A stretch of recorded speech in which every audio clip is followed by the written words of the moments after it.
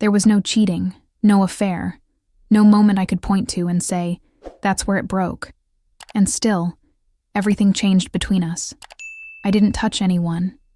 I didn't cross that kind of line. But I felt the shift before he ever said a word. Something quiet ended, and I knew we wouldn't go back. I'm a woman in my 30s, in a long-term relationship that looked stable from the outside. Shared routines, family time, a life that felt settled and familiar. I wasn't looking for problems. I wasn't unhappy enough to leave. And I wasn't searching for attention elsewhere. I truly believed I was doing nothing wrong. But somewhere along the way, there was a clear before and after between us. Not because of betrayal you can easily explain, but because of choices that slowly changed where my emotional loyalty lived. Before I continue, I want to know your perspective. Do you believe a relationship can break even when there's no cheating involved? Leave your thoughts in the comments. And if you enjoy real, honest, Reddit-style stories about relationships and consequences, subscribe and share this story. The first sign didn't come from an argument or a discovery. It came from a pause. We were at home, doing something ordinary. Dinner, dishes, the quiet kind of night we had shared 1,000 times. My partner asked me a simple question about my day, and I answered without thinking too much about it. But halfway through my sentence, I realized I had already talked about this with someone else. Not mentioned it. Not checked in. Actually processed it. I finished my answer anyway. Short. Clean. Like the story was already over. My partner nodded, but something in his expression changed. Not suspicion. Not anger. More like confusion. Like he felt he had arrived late to something he was supposed to be part of. At the time, I didn't take it seriously. People talk to different people, I told myself. That's normal. It didn't mean I loved him less. It didn't mean I was replacing him. It just meant I wasn't carrying everything alone. That was my justification. Over the next few days, it happened again. Small things. A stressful family situation.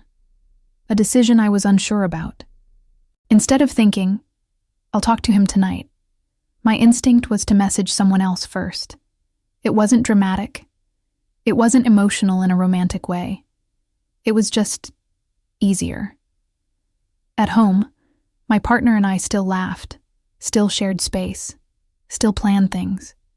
But I started noticing moments where I felt slightly detached, like I was watching us instead of being fully inside it. One evening, he said, "You seem like you've already made up your mind about things lately." I shrugged it off. I've just been thinking a lot. Which was true. I just hadn't been thinking with him. That night, lying in bed next to him, I stared at the ceiling and felt something unfamiliar settle in my chest. Not excitement, not fear, guilt. Not because I had done something clearly wrong, but because I knew something had shifted. And I hadn't told him. And once there's a before and an after, pretending nothing changed becomes its own kind of lie. Was I wrong for not naming that shift when I first felt it? After that night, I told myself I would rebalance things. I made a quiet promise to myself that my partner would be the first person I talked to again, that whatever came up, I would bring it home before sending it anywhere else. It felt reasonable, controlled, like something I could fix without turning it into a problem. But habits don't disappear just because you notice them. The next time something stressful happened, my phone was already in my hand before I fully realized what I was doing. I caught myself mid-motion and hesitated. For a second, I considered putting it down and waiting until I was home. Then I thought, it's not a big deal. I'll talk to him later. That later came, but it was never the same conversation.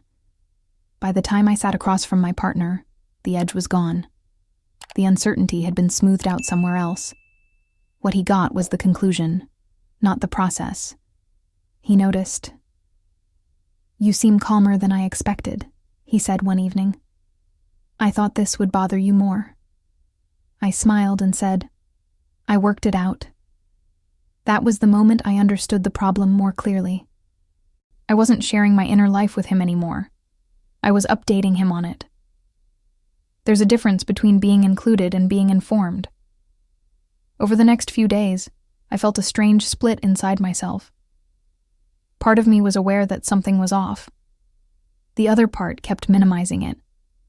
No secrecy, I told myself. No flirting. No lies. Just conversations. Still, I started choosing my words more carefully at home. I avoided bringing up certain topics because they felt already handled. And every time I did that, the distance grew a little more. One night, my partner asked me directly, "Do you still feel like I'm the first person you go to?" I didn't answer right away. Not because I didn't know, but because I knew exactly what the answer was, and I didn't want to hear it out loud. "I don't think that's fair," I said finally. "I'm allowed to talk to other people." He nodded slowly. "Of course you are. I just didn't realize I wasn't one of them anymore." That sentence stayed with me long after the conversation ended, because it framed everything I had been avoiding. This wasn't about rules or boundaries I could point to. It was about priority. And somewhere along the way, without meaning to, I had reordered my life. Do you think that kind of shift can happen without causing damage? I started paying closer attention after that conversation. Not to him, to myself. I noticed how often I paused before speaking at home. How I mentally checked whether something was worth bringing up. How my first instinct was no longer to share, but to decide. Decide if it mattered. Decide if it would lead to questions. Decide if it would change the mood. Those decisions used to happen naturally with my partner. Now they felt calculated. One afternoon, something small went wrong. Not a crisis. Just a frustrating family issue that normally would have turned into a long conversation over dinner. I felt the familiar tension rise in my chest. And before I even stood up from my chair, I realized I had already reached out to someone else. When I got home that night, my partner asked how my day had been. I hesitated, not because I didn't want to talk, but because I didn't know how to explain that the part of the day that mattered most had already been spent somewhere else. "It was fine," I said. He looked at me for a moment. "Just fine." I nodded. He didn't push, and that was almost worse. Later, I sat alone in the bedroom, replaying the day in my head, not what happened, but who I had chosen to involve in it. That's when the guilt became sharper, because I realized something I hadn't wanted to admit. I wasn't avoiding my partner because he wouldn't understand. I was avoiding him because I didn't want to reopen feelings I had already settled elsewhere. That meant I was protecting my own comfort at the cost of our connection. The next time my partner tried to talk about something deeper, not a problem, just a feeling, I listened, responded, nodded, but I felt strangely distant, like I was acting out a role I knew well. Afterward, he said quietly, "You feel far away lately." "I'm still here," I said. And I was, physically. But emotionally, I had already started building a quiet separation I couldn't fully see yet. That night, I lay awake thinking about the title I hadn't wanted to give this situation. It wasn't betrayal. It wasn't cheating. But it was a before and an after. And I was standing in the middle, pretending nothing had changed. Was I wrong for staying silent once I realized I wasn't fully present anymore? The first time he said it out loud, it felt like the room changed shape. We were sitting at the table, not even arguing, just talking about plans, schedules, normal things. Then he stopped, looked at me, and said, "I feel like I lost something, and I don't know when it happened." I asked him what he meant, even though I already knew. "It's like there was a version of us before," he said, choosing his words carefully. "And now there's this one. And I don't know what caused the switch." I felt my chest tighten. because I could see the timeline clearly in my head. The small moments, the quiet choices, the times I redirected my thoughts and feelings without announcing it, but none of those moments felt big enough to explain out loud. "There was no cheating," I said, almost defensively. "I know," he replied. "That's not what I'm asking." That scared me more than if he had accused me of something obvious. He wasn't looking for proof. He was looking for reassurance that he still mattered in the same way. And I didn't know how to give that honestly. Later that night, I replayed the conversation again and again. Not his words, but my reaction. How quickly I went to denial.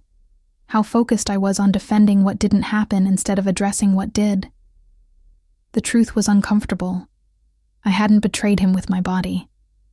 I had betrayed the version of our relationship where he was my first instinct. The next day, I tried to be more present. I initiated conversation. I asked questions. I listened harder than usual. And on the surface, it worked. We laughed. We connected. It almost felt like before. Almost. But the effort itself gave me away. Because love that has to be consciously managed no longer feels natural. It feels fragile. That evening, he said something that landed quietly but deeply. "I miss when you didn't have to think about choosing me." I didn't answer. Not because I disagreed, but because I knew I couldn't promise that version back. And in that silence, the distance between us stopped being abstract. It became real. Do you think realizing the damage but not knowing how to fix it is already a kind of ending? After that conversation, we both became more careful. Not kinder, not closer. Just careful. We moved through our days with a quiet awareness that something important had been named, but not resolved. We still shared meals, still talked about logistics, still existed side by side, but the ease was gone. Everything felt slightly rehearsed.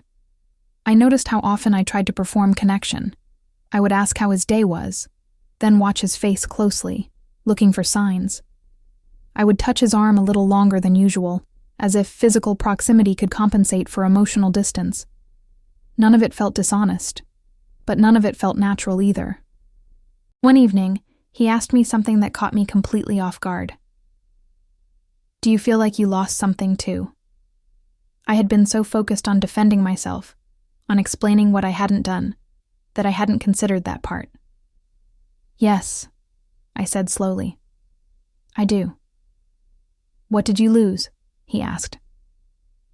I thought about it for a long time before answering. "I lost the feeling that we were moving in the same direction without thinking about it," I said. "Now everything feels conscious."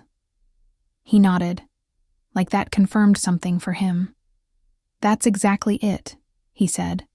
"I don't want to be in a relationship where I have to wonder if I still come first." That sentence stayed with me, because it wasn't an accusation, it was a boundary. Later that night, I caught myself reaching for my phone out of habit, not to message anyone in particular, just to escape the heaviness of the house. I stopped myself and set it down. For the first time, I didn't want to talk to anyone else. I wanted to sit with the discomfort. That's when it hit me. I hadn't created a before and after by choosing someone else over him. I had created it by choosing ease over honesty. And once honesty is delayed long enough, it stops feeling accessible at all. When we went to bed, he turned off the light and said quietly, "I don't think this is something we can undo." I stared into the dark, knowing he might be right, and knowing that part of me had known it for a while. Because some changes don't come from dramatic mistakes. They come from small, quiet decisions that keep pointing in the same direction. Was I wrong for believing we could return to before, once I finally noticed the shift? The days that followed felt slower, like time had decided to give us space we didn't know how to fill. We were still together, technically, still sharing a home, still checking in about practical things. But emotionally, it felt like we were both standing a step back, watching the relationship instead of living inside it. One afternoon, he asked if we could go for a walk. Nothing dramatic, just a walk. We moved side by side through familiar streets, the kind we'd walked countless times before without thinking. This time, every step felt deliberate. "I've been trying to understand when it changed," he said. "Not to blame you, just to make sense of it." I listened quietly. "I don't think it was one thing," I said. "I think it was a lot of small choices." He nodded. "That's what scares me." I asked him what he meant. "It means I don't know how to protect us from it happening again," he said. "If it didn't break with something obvious." That's when I realized how deeply this had shaken him. Not because of jealousy or fear of betrayal, but because the foundation he trusted had shifted without warning. Back at home, we sat in silence for a long time. Then he asked me something I hadn't expected. "Do you still want to be here?" he asked. "Not out of habit, not out of comfort, but because you're choosing this." I wanted to say yes immediately. I wanted to sound certain. Instead, I felt the truth rise in my throat, heavy and unavoidable. "I don't know," I said. He closed his eyes for a moment, like he had been preparing himself for that answer. "That's okay," he said quietly. "I just needed to hear it." That was the moment I understood something important. Staying without certainty wasn't kindness. It was avoidance. And even though neither of us had raised our voices or done anything wrong in the obvious sense, we were slowly hurting each other by pretending uncertainty was something love could fix on its own. That night, we slept on opposite sides of the bed. Not because we were angry, but because closeness felt dishonest. Lying there, staring into the dark, I realized that the after wasn't coming. We were already in it. And the longer we waited to admit that, the more painful the ending would become. Do you think admitting uncertainty is sometimes more honest than forcing commitment? After that night, the house stopped feeling shared. We still crossed paths in the kitchen, still asked polite questions, still coordinated schedules. But the sense of us, the quiet understanding that used to exist without words, was gone. What replaced it wasn't anger. It was awareness. Every interaction felt weighted. Every conversation felt like it carried a decision underneath it. We weren't fighting, but we also weren't pretending anymore. One evening, he said something that made everything slow down. "I don't think you did anything unforgivable," he said, "but I do think something between us shifted permanently." I nodded, because that was exactly how it felt. Like a door had closed softly, without noise, and neither of us had noticed until it was already locked. I told him I hadn't meant for that to happen, that I never planned to move away emotionally, that it started without intention. He listened. Then he said, "I believe you. That's what makes this harder." He explained how it felt from his side, how he noticed I no longer brought uncertainty to him first, how decisions seemed already formed by the time they reached him, how he started feeling like a second opinion instead of a partner. "I don't want to be an afterthought," he said, "and I don't want to resent you for something you didn't mean to do." That sentence stayed with me, because it reframed everything. This wasn't about fixing a mistake. It was about preventing future resentment. We sat there in silence, both understanding the direction the conversation was heading, even if neither of us wanted to say it yet. "I think we're past the point of going back," he said finally. "Not because we don't care, but because something essential changed." I felt a wave of sadness, but also a strange sense of relief, like the truth had finally been allowed into the room. That night, we talked about practical things, logistics, time frames, how to handle this gently. Not as enemies, as two people trying to leave something intact, even as it ended. Before going to bed, He said something that felt like a quiet goodbye. "I'll always care about who you were to me. I just can't stay if I'm no longer who you choose first." I lay awake long after the lights were off, realizing that the guilt I had been carrying wasn't about fear of being judged. It was about knowing I had changed the relationship without giving him a choice, and that knowledge doesn't fade just because you finally admit it. Do you think recognizing the end before it's spoken makes it easier or harder to let go? The decision didn't happen all at once. It settled. We spent the next few days moving carefully around each other, as if we were both trying not to disturb something fragile, even though we already knew it couldn't be repaired. I stopped expecting him to reach for me. He stopped expecting me to explain myself. That mutual understanding felt heavier than any argument we'd ever had. One evening, I started packing a few things. Not everything. Just enough to make the idea real. He watched from the doorway, not interfering, not helping. "I don't want this to turn ugly," he said quietly. "Neither do I replied. And we meant it. We talked about what this would look like, how to separate without rewriting our entire history as a mistake, how to explain it to family without oversharing or blaming, how to leave with respect intact. There were moments when the familiarity almost pulled us back in. A shared joke, a memory, a reflex to reach for each other. Each time, we stopped ourselves. Not out of coldness, out of honesty. At one point, he said something that made my chest tighten. "I don't think you chose someone else over me," he said. "I think you stopped choosing me with intention."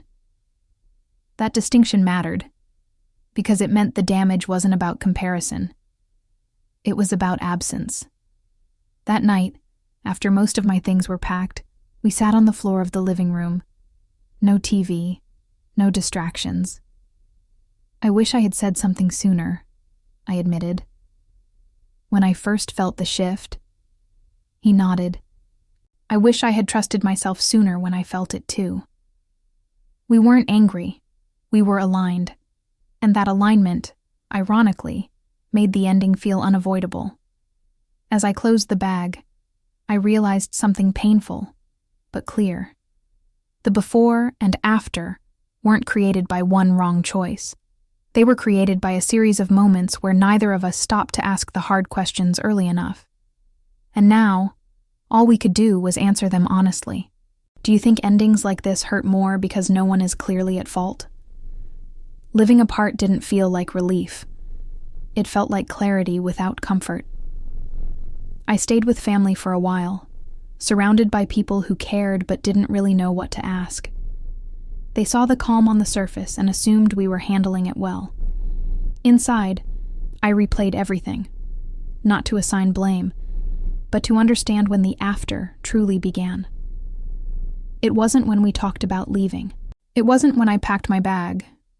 It was earlier, when I stopped bringing uncertainty home and started resolving it elsewhere.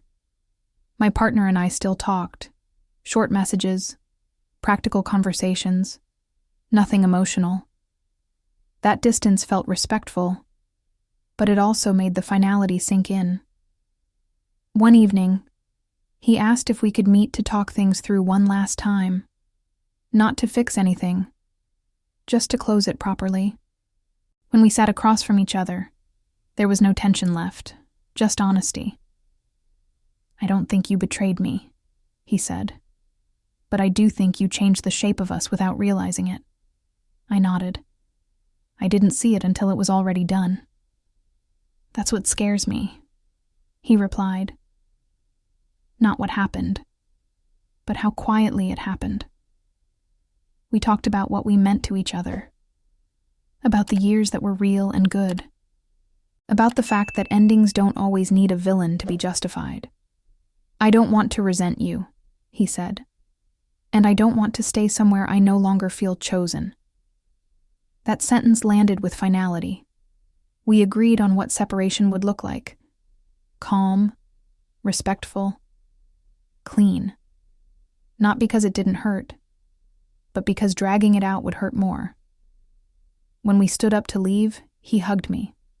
Not tightly, not desperately, just enough to say goodbye with care. Walking away, I understood something I hadn't before. Guilt doesn't always mean you did something wrong in the obvious way. Sometimes it means you noticed the truth too late, and once you see the truth clearly, you can't pretend you didn't. Do you think this ending could have been avoided if we had named the shift sooner?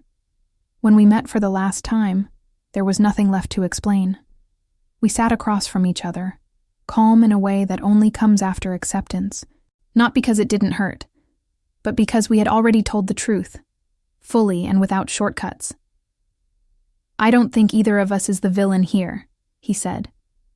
"But I also don't think we're the same people we were before." I agreed. I told him I finally understood why there was a clear before and after between us. Not because of cheating, not because of a secret I could point to, but because I had slowly moved my emotional center away without saying so out loud. He nodded. I felt it, long before I could name it. We talked about what mattered most to us now, about choosing honesty over comfort, about not staying just to preserve the image of something that no longer fit. There was sadness, but there was also relief. The kind that comes when you stop trying to force a version of the past to survive in the present. When we stood up, he hugged me once more, gently, with care. No promises, no resentment. Walking away, I knew this wasn't a failure defined by one wrong act. It was the consequence of many quiet choices that reshaped the relationship without either of us noticing in time. There was no cheating, but there was a before and an after. And learning to accept that difference is something I'll carry forward into whatever comes next. Do you think I made the right choice in the end? If you enjoy real, thought-provoking Reddit-style stories, subscribe to the channel for more.